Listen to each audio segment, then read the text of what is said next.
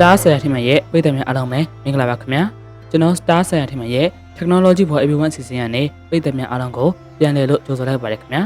ဟုတ်ကဲ့ပါဒီကနေ့မှာတော့ကျွန်တော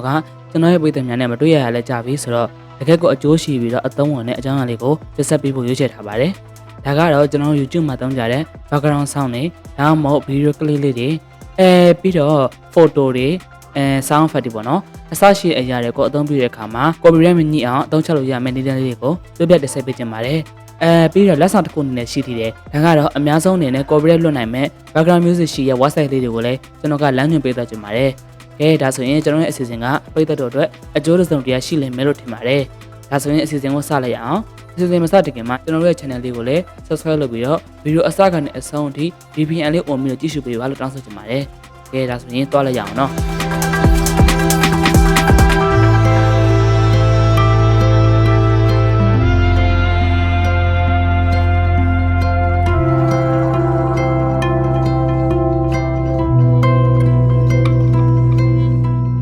ပြည်သူတို့ရင်အစဆုံးအနေနဲ့ copyright လို့ခေါ်တဲ့ mobile ကွန်းကဘာလဲဆိုတာကိုကျွန်တော်ကရှင်းပြပေးချင်ပါတယ်။ mobile ကွန်းဆိုတာကဖန်တီးသူတို့ရဲ့ဥပမာပြရရင်တခြင်းစာပေဗီဒီယိုကိုအခြားသူများကခွင့်ပြုချက်မရှိဘဲကိုးယူခြင်းဖြန့်ဝေခြင်းပြင်ဆင်ခြင်းနဲ့အများပြည်သူကိုတင်ဆက်ပေးခြင်းတို့ကိုကာကွယ်ပေးတဲ့ဥပဒေတရားပဲဖြစ်ပါတယ်။ YouTube ပေါ်မှာရှိတဲ့အကြောင်းအရာအများစုက mobile ကွန်းနဲ့ကာကွယ်ထားပြီးဖြစ်တာကြောင့်အခြားသူတို့ရဲ့ creation လို့ခေါ်တဲ့ဖန်တီးမှုကိုကျွန်တော်ရဲ့ဗီဒီယိုမှာအသုံးမပြုခင်မှာ license ဒါမှမဟုတ်မုံရဖန်တီးရှင်စီကနေပြီးတော့ခွင့်ပြုချက်တောင်းခံဖို့အတွက်လိုအပ်ပါတယ်ခင်ဗျာ။ YouTube မှာအဓိကအသုံးပြုတဲ့ license အမျိုးအစားတွေကိုဆက်လက်ပြီးတော့ကျွန်တော်ကတက်ဆက်ပေးကြပါတယ်။ YouTube မှာအဓိကအားဖြင့် license အမျိုးအစား2မျိုးကိုအတွေ့ရများပါတယ်။ပထမတစ်ခုကတော့ YouTube ရဲ့ silencing လို့ခေါ်ရမယ့် standard YouTube license ပဲဖြစ်ပါတယ်။ကျွန်တော်တို့က YouTube ပေါ်မှာဗီဒီယိုတစ်ပုဒ်တင်တဲ့အခါမှာပုံမှန်အားဖြင့်တော့ဒီ standard YouTube license အောက်မှာရှိနေတာပဲဖြစ်ပါတယ်။ဒီ license အရဆိုရင်တော့ကျွန်တော်တို့ရဲ့ဗီဒီယိုကို YouTube ပေါ်မှာဒါကြည့်ရှုနိုင်ပြီးတော့အခြားသူတွေကကျွန်တော်တို့ရဲ့ဗီဒီယိုကိုသူတို့ရဲ့ဗီဒီယိုများမှာပြန်လည်အသုံးပြုခြင်းကူးယူခြင်းဖြန့်ဝေခြင်းဒါမှမဟုတ်ဘဲနဲ့ပြင်ဆင်ခြင်းတို့ကိုခွင့်မပြုပါဘူး။အခြားသူတွေကကျွန်တော်တို့ရဲ့ဗီဒီယိုကိုသူတို့ရဲ့ channel မှာတိုက်ရိုက်ထည့်သွင်းဖော်ပြလိုပါက YouTube ရဲ့ embed feature လို့ခေါ်တဲ့အရာကိုအသုံးပြုနိုင်ပေမဲ့လည်းထို embed feature ကကျွန်တော်တို့ရဲ့မွေးရင်းဗီဒီယိုကိုပဲချိတ်ဆက်ပြသမိဖြစ်ပါတယ်။သူကလုံးဝကိုယ့်ရဲ့အသုံးပြုခြင်းမဟုတ်ပါဘူး။ဒီ license ကကျွန်တော်တို့အသုံးပြုတဲ့အတန်ဓာတ်ပုံဗီဒီယိုအပိုင်းအစများရဲ့မွေးရင်း mobile ခွင့်ရှင်များရဲ့ခွင့်ပြုချက်ကိုအစားမထိုးနိုင်ပါဘူး။ဆိုလိုတာကတော့ကျွန်တော်တို့အသုံးပြုလက်တဲ့နေရာတိုင်းအတွက်လိုအပ်တဲ့ license ဒါမှမဟုတ်ခွင့်ပြုချက်ကိုကျွန်တော်တို့ကိုယ်တိုင်ရယူထားရင်တာဝန်ရှိပါတယ်။ဆက်လက်ပြီးတော့ Creative Commons CC license လို့ခေါ်တဲ့ Creative license အကြောင်းကိုတက်ဆက်ပေးခြင်းပါတယ်။ Creative Commons CC license များကဖန်တီးသူများအနေနဲ့သူတို့ရဲ့ဗီဒီယိုများဒါမှမဟုတ် sound effect တွေ background sound တွေကိုကျွန်တော်တို့ခင်ဗျားတို့ YouTube မှာပတ်စံရှာတဲ့ YouTuber တွေကိုအခမဲ့မျှဝေပြီးတော့အသုံးပြုခွင့်ပေးနိုင်တဲ့ license ပဲဖြစ်ပါတယ်။ဒါပေမဲ့လည်းဒီ license မှာသတ်မှတ်ချက်အမျိုးမျိုးလည်းရှိနေပါသေးတယ်။ YouTube မှာအသုံးများတဲ့ CC license ကတော့ CC by attribution ဖြစ်ပါတယ်။ဒီ license အောက်မှာရှိတဲ့အကြောင်းအရာများကိုကျွန်တော်တို့ကပြန်လည်အသုံးပြုနိုင်တယ်ပြင်ဆင်နိုင်တယ်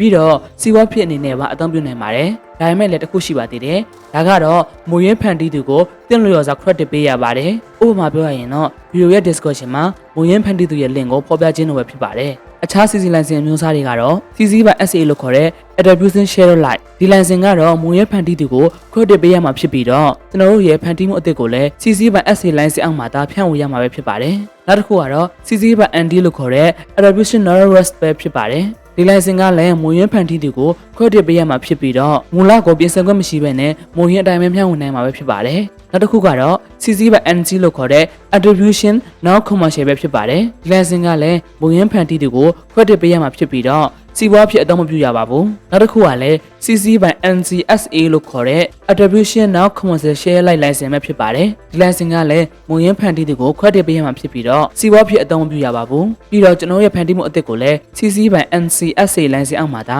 ဖြန့်ဝေရမှာပဲဖြစ်ပါတယ်ကဲနောက်တစ်ခုအနေနဲ့ကတော့ CC by NCND လို့ခေါ်တဲ့ attribution non commercial non risk ပဲဖြစ်ပါတယ်ဒီ license ကလည်းမူရင်းဖန်တီးသူကို credit ပေးရမှာပဲဖြစ်ပါတယ်စီးပွားဖြစ်လဲလုံးဝအသုံးမပြုရပါဘူးမူလကိုလည်းပြင်ဆင်ခွင့်မရှိဘဲနဲ့မူရင်းအတိုင်းကိုသာမျှဝေနိုင်တာပဲဖြစ်ပါတယ် YouTube မှာဗီဒီယိုတစ်ခုကို CC by license ဖြင့်တက်ထားပါကအခြားသူများကထိုဗီဒီယိုကို YouTube video editor ဒါမှမဟုတ်အခြား editing software များကိုအသုံးပြုပြီးတော့သူတို့ရဲ့ဗီဒီယိုများမှာထည့်သွင်းပြီးတော့အသုံးပြုနိုင်ကြပါတယ်ဆက်လက်ပြီးတော့ no copyright ဆိုတာကဘာလဲဘယ်လို license တွေရှိသေးလဲဆိုတာကိုဆက်ပြီးတော့ပြောပြပေးခြင်းပါတယ်ကဲဆက်ပြီးတော့လိုက်ခဲ့ပြပါအောင်နော်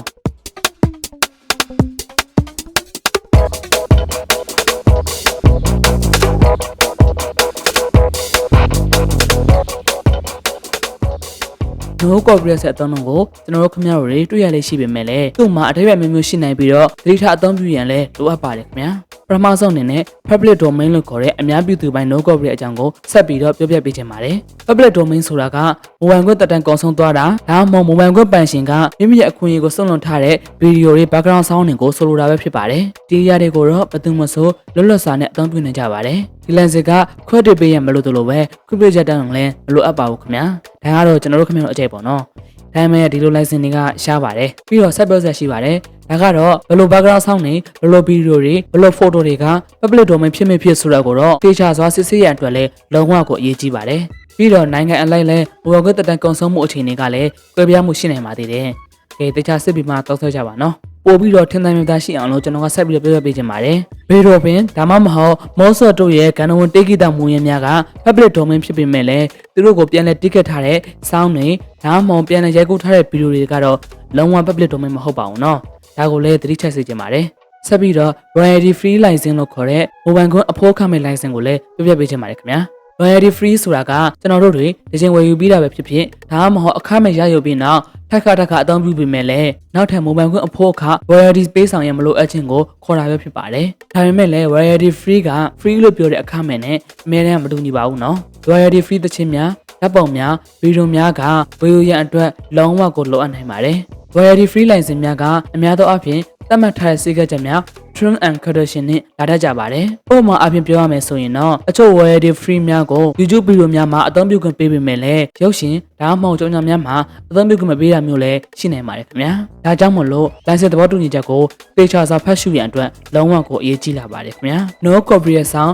NCK တို့သောအဖွဲ့အစည်းများကတော့ YouTuber များအတွက် royalty free music များကိုမျှဝေလေးရှိပြီးတော့အများသောအားဖြင့်တော့၎င်းတို့ရဲ့သတ်မှတ်ချက်များက credit ပေးခြင်းကိုလိုက်နာရုံဖြစ်တာရနိုင်တာပဲဖြစ်ပါတယ်။တစ်ခါတလေမှာကျွန်တော်တို့အသုံးပြုတဲ့ background music တွေ sound effect တွေနဲ့ video clip တွေ photo တွေက copyright free လို့မှားယွင်းစွာနဲ့ပြထားပေးမယ်လေအမှန်တကယ်ကတော့ထိုအရာတွေက royalty free ဒါမှမဟုတ် public domain ကိုရည်ညွှန်းခြင်းဖြစ်နိုင်ပါတယ်တိကျတဲ့ license အမျိုးအစားကိုထိုအရာကိုအသုံးမပြုခင်မှာတိကျစစ်ဆေးရန်အတွက်လိုအပ်လာပါတယ်ခင်ဗျာအမှန်တကယ် copyright free ဖြစ်တဲ့အရာတွေကရှားပါပြီးတော့များသောအားဖြင့်တော့ public domain ကိုသာဆိုလိုလေးရှိကြပါတယ် YouTube Studio အတွက်မှာအခမဲ့အသုံးပြုနိုင်တဲ့ background music တွေနဲ့ sound effect တွေကိုစုစည်းပေးထားတဲ့ YouTube Audio Library ဆိုတာလေးရှိပါတယ်ခင်ဗျာဒီနေရာကနေရရှိတဲ့ background music တွေ sound effect အများစုကတော့ကျွန်တော်ရဲ့ဗီဒီယိုတွေမှာလွတ်လပ်စွာနဲ့အသုံးပြုနိုင်ပြီးတော့အချို့ကတော့ဝင်ရဖန်တီးသူကို credit ပေးရန်အတွက်လိုအပ်လေးရှိပါတယ်ထိုအရာတွေကိုတော့ attribution requirement လို့ဖော်ပြထားလေးရှိပါတယ်ခင်ဗျာဒီအရာတွေကိုတော့ music တစ်ခုချင်းစီရဲ့ဘေးမှာရှင်းလင်းစွာနဲ့ဖော်ပြထားလေးရှိပါတယ်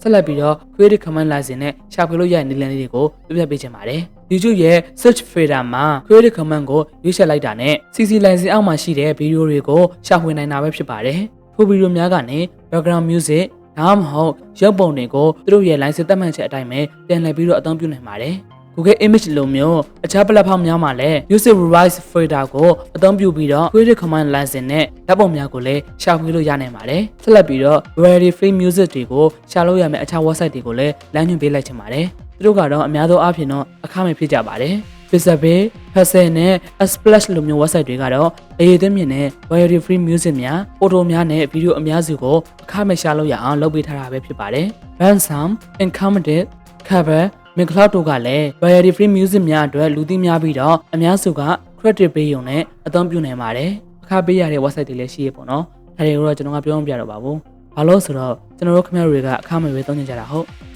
okay ပါနောက်ကြုံရင်တော့ပြပြတာပေါ့လေနော် content ကိုဆက်ပြီးသွားရမယ်ဆိုရင်တော့ပေါ့နော်ဝင်ခွင့်ပန်ရှင်စီကနေပြီးတော့ဝင်ခွင့်ကိုလိုက်ရလဲတောင်းဆိုလို့ရပါတယ်ဒါကတော့ကျွန်တော်တို့အနေနဲ့မလွယ်ကူပေါ့နော်တကယ်လုံနေသူဒါမှမလွယ်ကူပါနော်ဒါဆိုတော့မဖြစ်နိုင်ဘူးပေါ့ဒါပေမဲ့တချို့ခါတွေကြာလည်းဖြစ်နိုင်ရင်တော့စမ်းကြည့်စေချင်ပါတယ်ဒီလိုနည်းကတော့အကောင်းဆုံးပေါ့နော်ဟိုဖြစ်နိုင်ရင်ပေါ့မဖြစ်နိုင်တော့လည်းပြတ်တတ်နိုင်မလဲကဲဒါလို့ဆိုရင်တော့ပရိသတ်တို့လည်းကျွန်တော်ရဲ့တင်ဆက်မှုကိုတင်တဲ့နှစ်ချက်လေးမေးလို့ထင်မိပါတယ်လိုအပ်ချက်များပါတော့ခင်ရင်လည်းသိခံပြီးတော့နားဆင်ပေးကြပါလို့မေတ္တာရက်ခံထားခြင်းပါတယ်ခင်ဗျာအောက်က comment မှာလည်းလိုအပ်တယ်များရှိရင်ရေးသားပေးခင်နိုင်ပါတယ်အထက်ကပြောခဲ့တဲ့ website ရဲ့ link ကိုလည်း comment box မှာထည့်ထားပေးပါမယ်ခင်ဗျာပရိသတ်တို့လည်း YouTube ကနေ income နဲ့အများဆုံးရနိုင်ကြပါစေကျွန်တော်တို့လည်းအများဆုံး income ရအောင်လို့ကျွန်တော်တို့ရဲ့ဗီဒီယိုတွေကို VPN နဲ့ on ပြီးကြည့်ရှုပေးပါလို့ထက်ကနဲ့တောင်းဆိုချင်ပါတယ်ခင်ဗျာကဲဒီနေ့တော့ဒီလောက်ပါပဲအစားကနေအဆုံးထိ live ပါနာဆင်ပေးခဲ့ကြတဲ့ပရိသတ်တို့တယောက်ချင်းစီကိုကျေးဇူးအထူးပဲတင်ရှိပါတယ်ခင်ဗျာ